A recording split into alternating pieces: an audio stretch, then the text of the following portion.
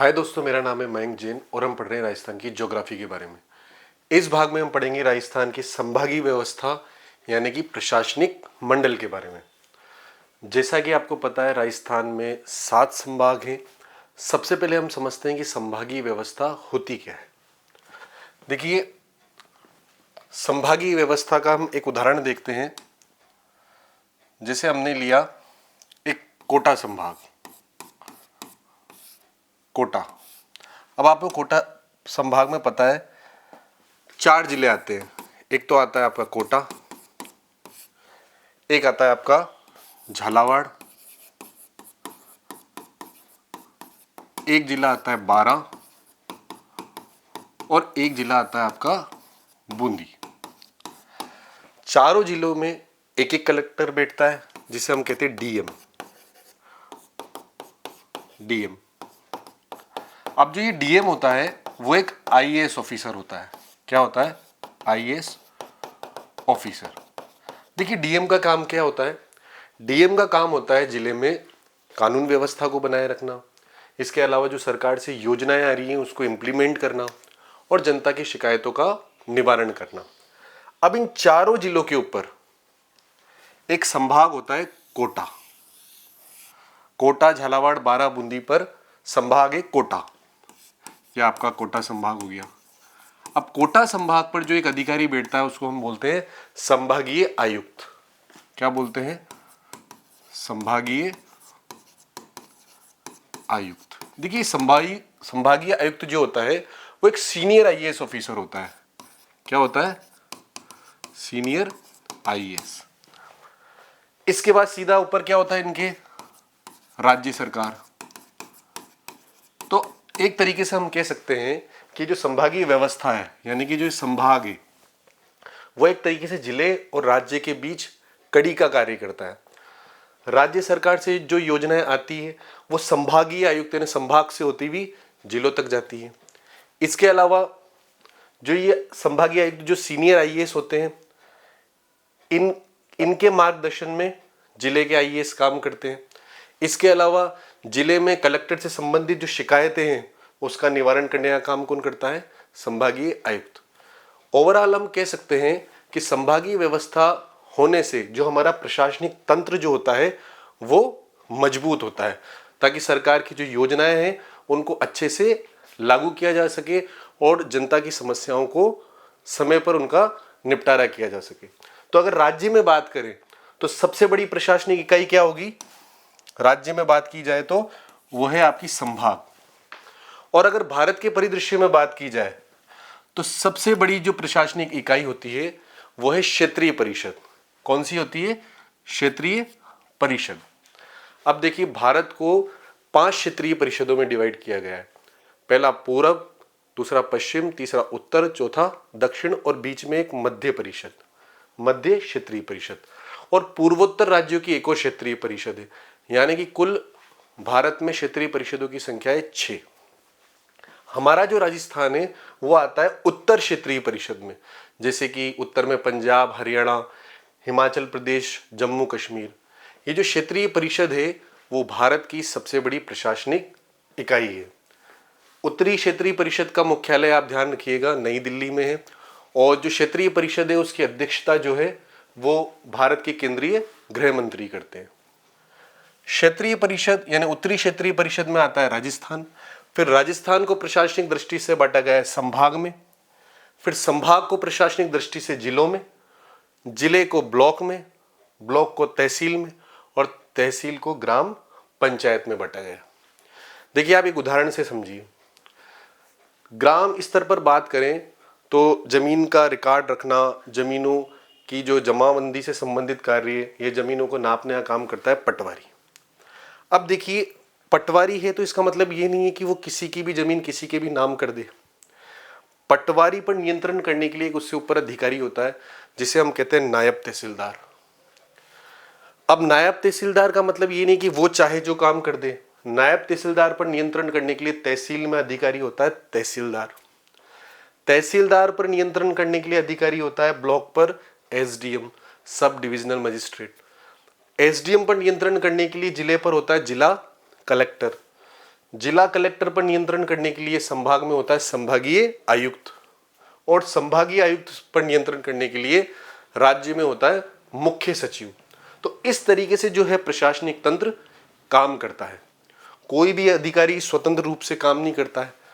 देखिए, ऐसा होना जरूरी भी है। अगर सभी स्वतंत्र हो गए तो वो व्यवस्थाओं को ही बिगाड़ देंगे, लेकिन अगर सिस्टमेटिक एक दूसरे पर नियंत्रण रखेंगे तो जनता का जो काम है वो समय पर होगा और एक पारदर्शिता देखने को मिलेगी। तो ये था संभाग। अब देखिए, अब हम समझेंगे कि संभागीय व्यवस्था की शुरुआत किसने की। देखिए, संभागीय व्यवस्था को हम 5 भागों में पढ़ेंगे। पहला, शुरुआत किसने की। दूसरा, बंद किसने किया। दोबारा से शुरू किसने किया। चौथा, विस्तार किसने किया। और एक बार विस्तार करने का प्रयास किसने किया। क्वेश्चन यहीं से आएगा, बिल्कुल इजी आएगा। अगर आपने समझ लिया तो आप आसानी से क्वेश्चन को कर सकते हैं। सबसे पहली बात, संभागीय व्यवस्था को शुरू किसने किया। तो संभागीय व्यवस्था को शुरू करने का श्रेय जाता है हीरालाल शास्त्री जी को। इन्होंने 30 मार्च 1949 को संभागीय व्यवस्था को प्रारंभ किया और शुरुआत में कितने संभाग बनाए इन्होंने? 5 संभाग। कितने संभाग बनाए? 5 संभाग। देखिए, एक संभाग बनाया इन्होंने उत्तर में, बीकानेर संभाग। एक संभाग बनाया इन्होंने पश्चिम में, जोधपुर संभाग। एक संभाग उदयपुर में यानी कि दक्षिण में, और एक संभाग जयपुर यानी पूर्व में, और दक्षिण पूर्व में एक संभाग बनाया कोटा। तो इस तरीके से इन्होंने संभागीय व्यवस्था की शुरुआत की और 5 संभाग बनाए। आगे चलकर मोहनलाल सुखाड़िया जी सरकार आई। इन्होंने संभागीय व्यवस्था को 24 अप्रैल 1962 को बंद कर दिया। इनका मानना था कि जिले में जिला कलेक्टर होते हैं, वो व्यवस्थाओं को सुचारू रूप से देख सकते हैं, तो यानी संभागीय व्यवस्था, संभागीय आयुक्त की कोई आवश्यकता नहीं है। तो मोहनलाल सुखाड़िया जी ने संभागीय व्यवस्था को बंद कर दिया। कब किया? 24 अप्रैल 1962 को। आप ऐसे ध्यान रख सकते हैं, मोहनलाल सुखाड़िया जी, सुखा दिया मतलब इन्होंने बंद कर दिया। ठीक है। फिर इसे वापस से शुरू करने का श्रेय जाता है हरिदेव जोशी जी को। इन्होंने वापस जोश के साथ इसे शुरू किया और एक नया संभाग बनाया। वो संभाग था आपका अजमेर। 6वां संभाग बना ये 26 जनवरी 1987 को। मध्य में एक संभाग नहीं था तो अजमेर इन्होंने मध्य में संभाग बना दिया। ठीक है। और आगे चलकर वसुंधरा राजे सिंधिया जी ने 4 जून 2005 को एक नया संभाग बनाया। वो था 7वां संभाग आपका भरतपुर संभाग। तो इस तरीके से राजस्थान में संभाग की संख्या हुई 7। शुरू किया हीरालाल शास्त्री जी ने, बंद किया मोहनलाल सुखाड़िया जी ने, वापस से शुरू किया हरिदेव जोशी जी ने, और वसुंधरा राजे सरकार ने लास्ट जो संभाग बनाया। अब देखिए, अभी लेटेस्ट 3 संभाग और बनाए गए थे। वो कौन सी सरकार द्वारा बनाए गए थे? अशोक गहलोत सरकार द्वारा। अशोक गहलोत सरकार में राम लुभाया कमेटी की सिफारिश पर बांसवाड़ा, सीकर और पाली, इन तीनों को संभाग बनाया गया और संभाग की संख्या हो गई 10। लेकिन भजनलाल जी सरकार द्वारा ललित के पवार समिति की सिफारिश पर 28 दिसंबर 2024 को इन तीनों संभागों को निरस्त कर दिया गया और वर्तमान में पूर्व की भांति कितने संभाग है? 7 संभाग। ठीक है। अब देखिए, प्रश्न कहां से आता है। अभी आरपीएससी द्वारा प्रश्न पूछा गया कि राजस्थान में संभागीय व्यवस्था को कितने समय बाद पुनः शुरू किया गया। तो देखिए, आपको दोनों डेट याद होनी चाहिए कि बंद कब हुई थी 1962 में और वापस कब शुरू हुई 1987 में, यानी कि इसका आंसर आएगा 25 वर्ष। अगर आपको ये दोनों पता है तो आप आराम से इसका आंसर दे सकते हैं। अब हम बारी बारी से एक एक संभाग को समझने का प्रयास करेंगे। देखिए, सबसे पहला संभाग है आपका बीकानेर संभाग। बीकानेर संभाग में जिलों की संख्या है 4। कौन कौन से हैं? श्रीगंगानगर, हनुमानगढ़, बीकानेर और चूरू। देखिए, इसमें पहले भी 4 ही जिले थे और अभी भी 4 ही जिले हैं, कोई इसमें परिवर्तन नहीं हुआ है। आपको ध्यान रखना है ये न्यूनतम नदियों वाला संभाग है। न्यूनतम नदियों वाला संभाग ऐसे है क्योंकि यहाँ पर बीकानेर में और चूरू ऐसे 2 जिले हैं जहां पर कोई नदी है ही नहीं। अब 4 में से 2 जिलों में कोई नदी नहीं है, तो ये संभाग जो है न्यूनतम नदियों वाला संभाग है।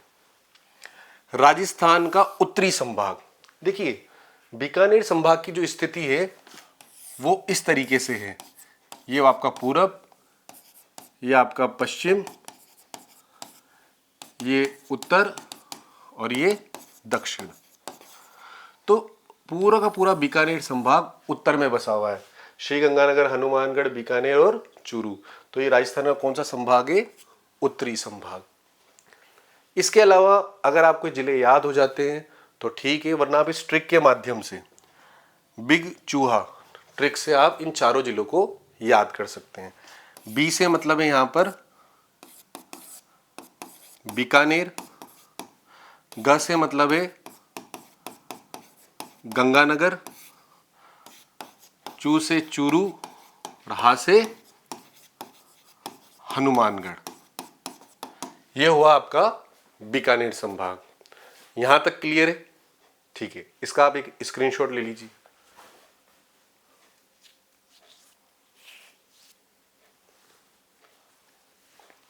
ठीक है, नेक्स्ट संभाग है आपका कोटा संभाग। देखिए कोटा संभाग में भी जिलों की संख्या पहले भी 4 थी और अभी भी 4 है, कोटा, बूंदी, झालावाड़ और बारां। नए जिले बनने से इसमें कोई परिवर्तन नहीं हुआ है। इसे उपनाम दिया जाता है हाड़ौती। देखिए इसको हाड़ौती क्यों कहा जाता है? क्योंकि यहां पर प्राचीन काल में हाड़ा चौहान जो है शासन किया करते थे और उनके शासन के कारण ये वाला भूभाग कहलाने लगा हाड़ौती। सर्वाधिक नदियों वाला संभाग, ये आपको याद रखना है, वो कौन सा है? कोटा संभाग। सर्वाधिक आर्द्र संभाग, देखिए आर्द्र संभाग भी कौन सा है? कोटा, क्योंकि यहां पर एक जिला पड़ता है झालावाड़, जहां पर सर्वाधिक क्या होती है? बारिश होती है। इस कारण जो कोटा संभाग है वो सबसे आर्द्र संभाग है। जनसंख्या की दृष्टि से सबसे छोटा संभाग कौन सा है? कोटा संभाग। और अगर पूछ लिया जाए सबसे बड़ा संभाग तो वो है जयपुर संभाग। ठीक है, अभी नई सेंसस की घोषणा हुई है कि अगले वर्ष से सेंसस जनगणना प्रारंभ की जाएगी, तो नए आंकड़े आएंगे। फिलहाल जो अभी पुराने आंकड़े हैं वही हमें याद रखने हैं। इसके अलावा सर्वाधिक शहरिया जनजाति वाला ये संभाग है। यहां पर एक जिला पड़ता है बारां, वहां पर आपको सर्वाधिक शहरिया जाति देखने को मिलेगी, जनजाति देखने को मिलेगी, और ये पड़ती है आपके कोटा संभाग में। तो ये था आपका कोटा संभाग। इसको आप एक ट्रिक के माध्यम से याद रख सकते हैं, बाबू झाको। बा का मतलब 12, बूंदी, झालावाड़ और आपका कोटा। ये हो गए आपके चारों जिले। ये था आपका कोटा संभाग। स्क्रीनशॉट लीजिए।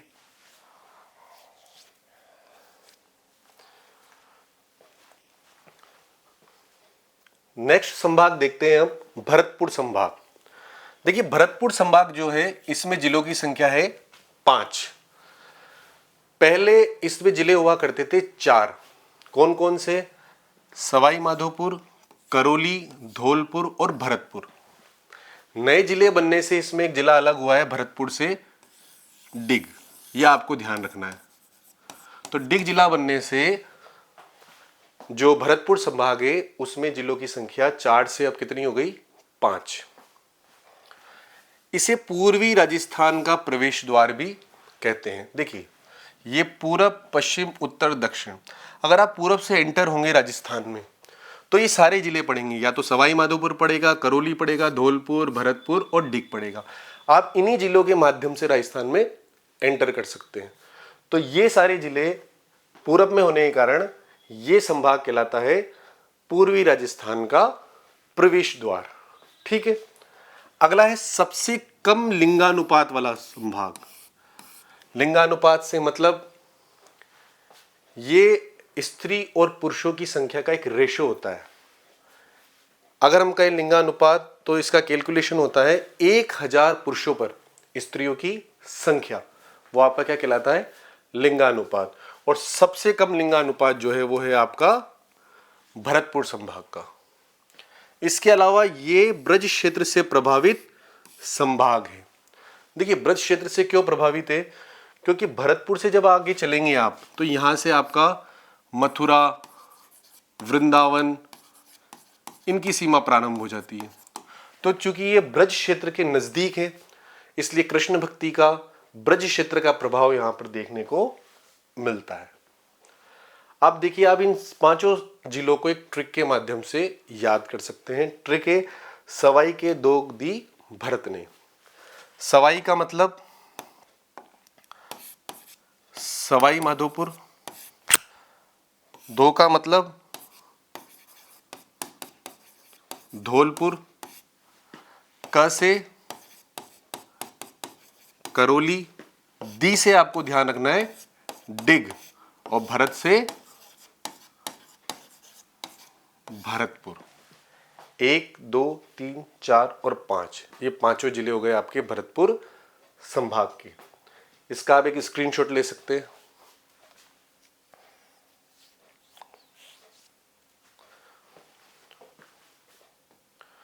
देखिए नेक्स्ट संभाग आता है आपका अजमेर संभाग। कौन सा संभाग, अजमेर। इसमें जिलों की संख्या है 6। कौन कौन से, भीलवाड़ा, ब्यावर, टोंक, अजमेर, नागौर और डीडवाना, कुचामन। इसमें पहले जिले हुआ करते थे 4 और नए जिले बनने से हो गए 6। देखिए एक जिला तो बना है इसमें डीडवाना, कुचामन। ये किससे अलग हुआ है, आपके नागौर से।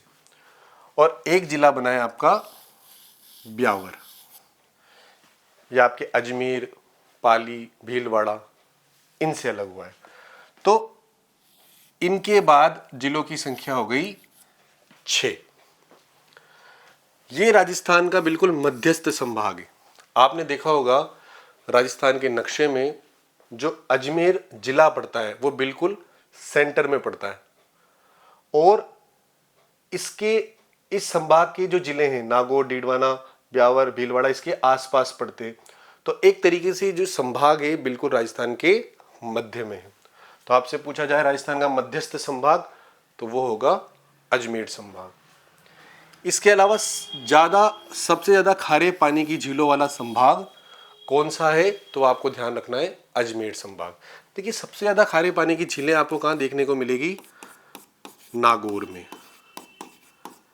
ये पहले था,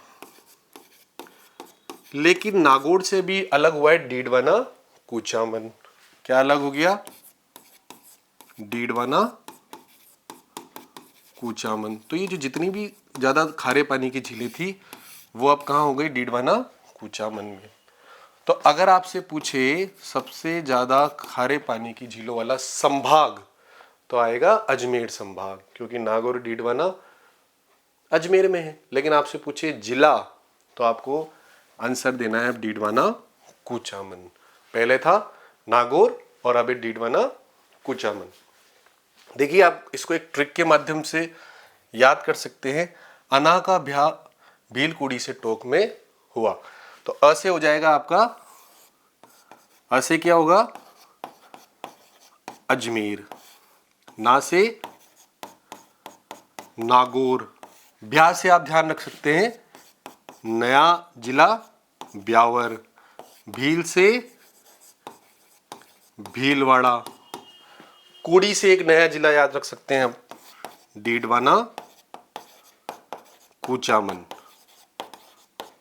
और एक जिला जो सीधा आपको दिख रहा है वो है आपका टोंक।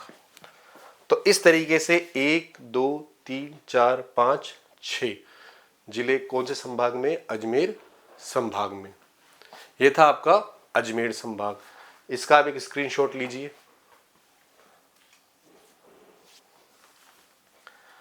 देखिए अजमेर संभाग के बाद नेक्स्ट संभाग आता है आपका जयपुर संभाग।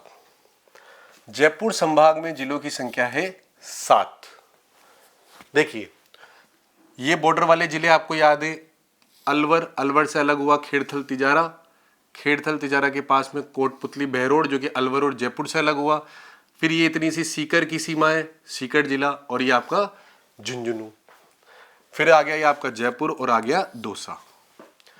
वर्तमान में जिले हैं 7, 2 नए जिले बने हैं, एक तो कोटपुतली बहरोड और एक बना है खेड़थल तिजारा। ये आपको ध्यान रखना है।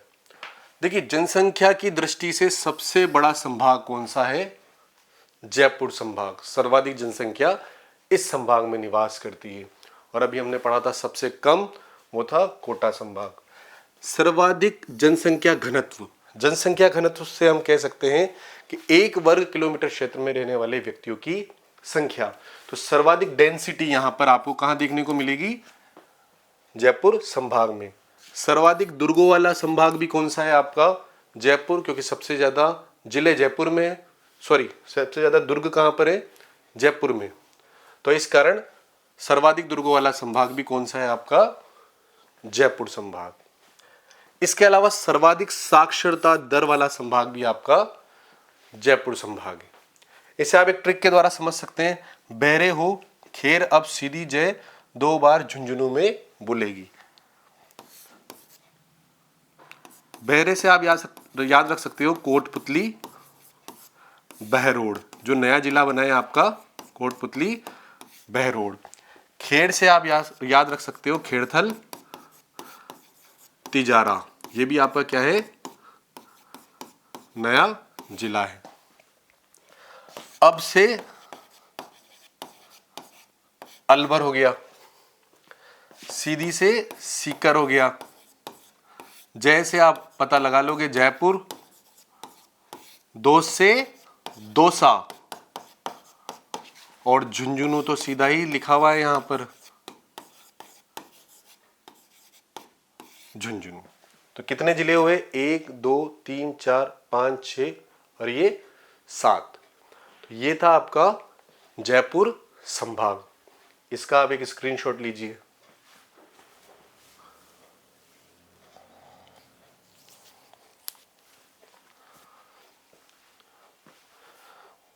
देखिए, नेक्स्ट संभाग है आपका उदयपुर संभाग। उदयपुर संभाग में पहले जिलों की संख्या थी 7, वर्तमान में जिलों की संख्या है 7, पहले थी 6, क्योंकि इसमें एक नया जिला बना है सलूम्बर। कौन सा बना है? सलूम्बर। देखिए, राजसमंद, उदयपुर, डूंगरपुर, बांसवाड़ा, प्रतापगढ़, चित्तौड़गढ़ और उदयपुर से अलग होकर एक नया जिला बना है, वो सलूम्बर है। पहले जिले हुआ करते थे 6 और अब हो गए 7। तो सलूम्बर आपको ध्यान रखना है। सबसे पुराना राजवंश, देखिए गुहिल या सिसोदिया राजवंश, गुहिल या सिसोदिया राजवंश जिसे कहते हैं, वो सबसे प्राचीन राजवंश है। और वो राजवंश कहां पड़ता है? आपके उदयपुर संभाग में, यानी मेवाड़ में। सबसे ज्यादा मीठे पानी की झीलों वाला संभाग कौन सा है? वो ध्यान रखना है आपको, उदयपुर। कौन सा? उदयपुर संभाग। सर्वाधिक लिंगानुपात वाला संभाग भी है ये, और सबसे कम लिंगानुपात वाला संभाग अभी हमने देखा था भरतपुर, और सर्वाधिक पूछे तो आपका उदयपुर। सर्वाधिक कार्यशील जनसंख्या वाला संभाग भी आपका कौन सा है?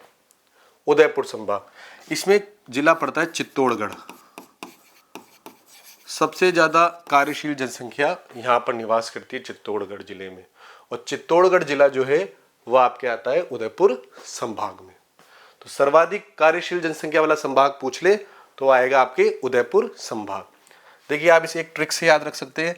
राजा से ऊंचा बास डूंगर पर, राजा से आप याद रख सकते हैं राजसमंद, से सलूम्बर, ये जो नया डिस्ट्रिक्ट बना है सलूम्बर, उसे आप याद रखेंगे उदयपुर, और चा से चित्तौड़गढ़। बांस से सीधा आपको याद रखना है बांसवाड़ा, डूंगर से डूंगरपुर, और पर से प्रतापगढ़। देखिए, 1 2 3 4 5 6 7, ये हो गए आपके 7 जिले। और ये आपका कौन सा संभाग हो गया? उदयपुर संभाग। इसका आप स्क्रीनशॉट लीजिए।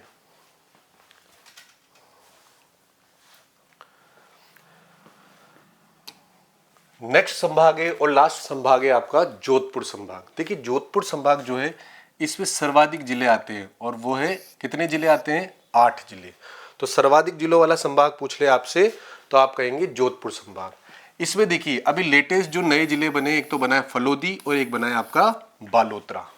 बालोतरा तो अलग हुआ है बाड़मेर से, और फलोदी जो अलग हुआ है वो जैसलमेर और जोधपुर से अलग हुआ है। इसके अलावा बाड़मेर, जालोर, सिरोही, पाली, ये सारे जिले किसमें आते हैं? आपके जोधपुर संभाग में। सबसे पश्चिमी व शुष्क संभाग, देखिए इसकी जो स्थिति है संभाग की, वो राजस्थान में बिल्कुल पश्चिम में है। पश्चिम में स्थिति होने के कारण ये कहलाता है सबसे पश्चिमी व शुष्क संभाग। क्षेत्रफल की दृष्टि से सबसे बड़ा संभाग, देखिए जैसलमेर जो जिला है वो क्षेत्रफल की दृष्टि से सबसे बड़ा जिला है, और वो जैसलमेर जिला कहाँ आता है? आपके जोधपुर संभाग में। तो सबसे बड़ा क्षेत्रफल की दृष्टि से संभाग कौन सा हुआ? आपका जोधपुर संभाग। इसके अलावा न्यूनतम साक्षरता दर है यहाँ पर, और न्यूनतम जनसंख्या घनत्व, यानी क्षेत्रफल ज्यादा है और जनसंख्या जो है वो कम एरिया में, 1 वर्ग किलोमीटर में कम जनसंख्या निवास करती है। इसे आप एक ट्रिक के माध्यम से याद कर सकते हो, जैसे जेसीपी बाबा जो जल को फल बना दे, जैसे जैसलमेर, सी से आपका हो जाएगा सिरोही, पी से आपको याद रखना है पाली, ये हो गए आपके 3 जिले। बा से बाड़मेर, और बाड़मेर से अलग जो हुआ वो हो गया आपका बालोतरा, 5 जिले हो गए आपके। जो से आपको याद रखना है जोधपुर, जोधपुर हो गया आपका।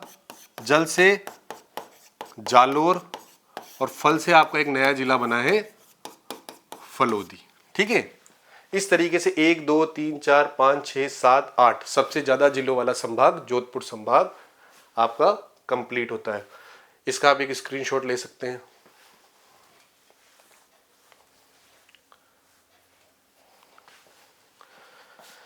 ये थे आपके 7 संभाग।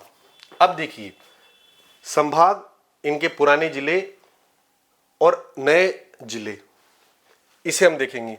देखिए बीकानेर संभाग में कोई परिवर्तन हुआ? नहीं हुआ, पहले भी 4 जिले थे और अभी भी 4 जिले हैं। कोटा संभाग में पहले भी 4 जिले थे और अभी भी 4 जिले, कोई परिवर्तन नहीं हुआ। भरतपुर संभाग में पहले 4 और अब 5 जिले हैं। कौन सा जिला बना है नया? डिग आपका नया जिला बना है। अजमेर में पहले 4 जिले हुआ करते थे और अभी हैं 6, 2 जिले बने, एक तो ब्यावर और एक आपका डीडवाना कुचामन।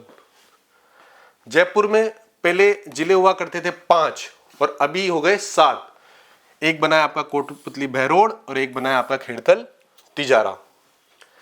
उदयपुर में पहले आपके जिले हुआ करते थे 6 और अब है 7, क्योंकि नया जिला बना है आपका सलूम्बर।